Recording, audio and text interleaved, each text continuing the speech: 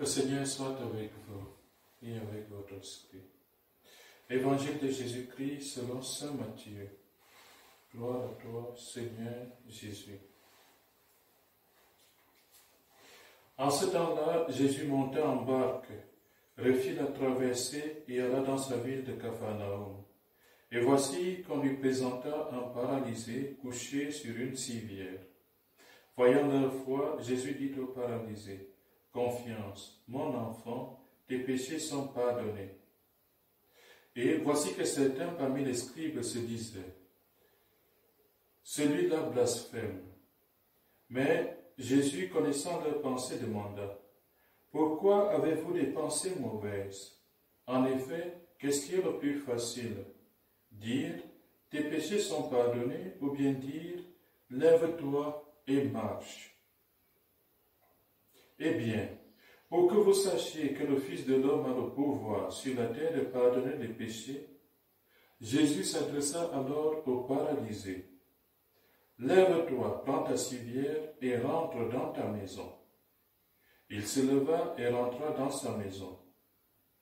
Voyant cela, les foules furent saisies de crainte et rendirent gloire à Dieu qui a donné un tel pouvoir aux hommes. Acclamons la parole de Dieu. Louange à toi, Seigneur Jésus.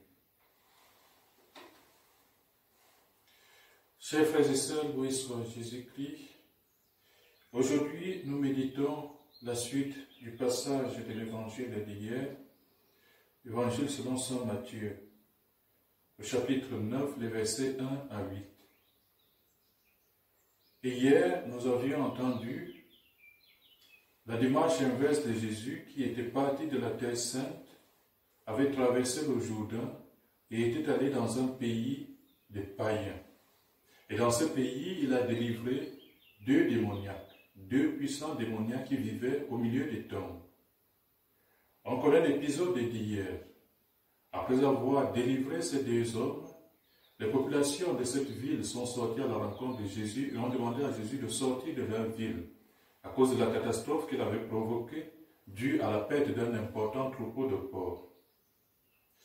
On peut le comprendre aisément de ces populations qui prennent plutôt la tendance à chasser loin d'eux le Seigneur pour conserver leurs biens, leur troupeau de porcs. Si Jésus, à cause de deux démoniaques, a fait périr par sa puissance 2000 porcs dans la mer, combien plus de porcs devraient encore périr maintenant qu'il va entrer dans leur pays?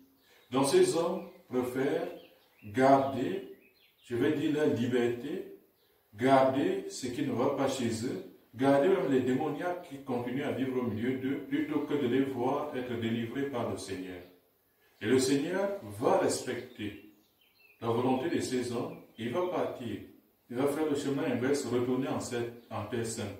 Il est passé de la Terre Sainte vers les païens, il passe maintenant des païens en Terre Sainte où il était venu. Et cela nous apprend par rapport notamment au passage d'hier, que le Seigneur vient vers nous. Mais nous aussi, nous devons accueillir le Seigneur. Mais comme il est difficile souvent d'accueillir le Seigneur, il est difficile pour nous de faire partir les démoniaques qui sont en nous pour laisser régner le Seigneur en nous. Quand on sent la présence du Seigneur, qu'est-ce qu'on fait? On lui dit: Seigneur, reste à l'écart. Nous préférons vivre tel que nous sommes. Nous préférons vivre avec nos démoniaques, avec nos péchés. Laisse-nous vivre en paix. Cela aujourd'hui devrait nous faire réfléchir énormément sur tous les points en nous où nous refusons encore la visite de notre Seigneur. Ce peuple païen refuse que Jésus reste avec eux, parce que de toutes les façons, la sainteté et la puissance de Jésus fait peur à ce peuple. Et nous aussi, dans notre vie de foi, dans notre vie personnelle, nous avons à nous des lieux où nous refusons que le Seigneur entre. Et le Seigneur se tient toujours là et frappe. Souvenons-nous du livre de l'Apocalypse où le Seigneur se tient à la porte pour frapper. Voici que je me tiens à la porte et je frappe. Si quelqu'un entend ma voix, j'entrerai chez lui, je prendrai mon souper avec lui. Et nous aujourd'hui, il faut bien l'entendre pour revisiter dans notre cœur tout ce qui nous empêche encore d'accueillir le Seigneur. Dans cet évangile plus particulièrement, nous voyons la guérison de cet homme qui ne marchait pas, qui est amené devant Jésus.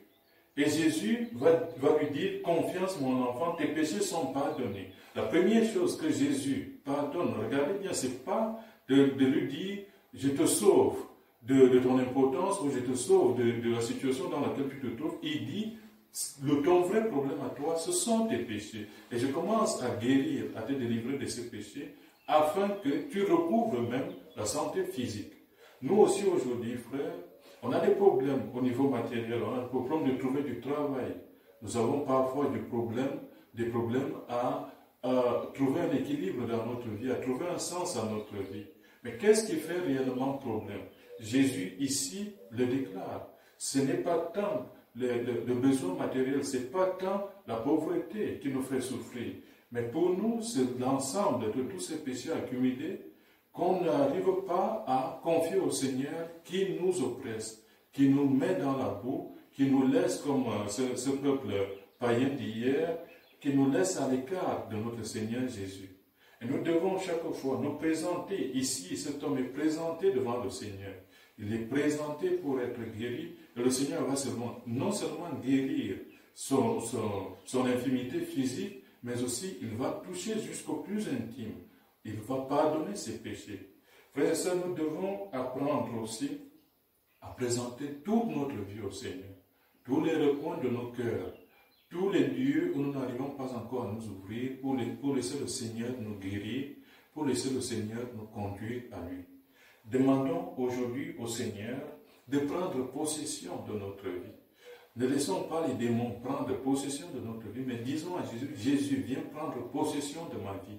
Viens me libérer de tous ces démons qui m'éloignent de toi. Viens me libérer de tous ces coins, de tous ces lieux, de tous ces angles morts dans ma vie qui m'empêchent de venir à toi. Prends possession de moi et libère-moi des esprits impurs. Loué soit Jésus-Christ.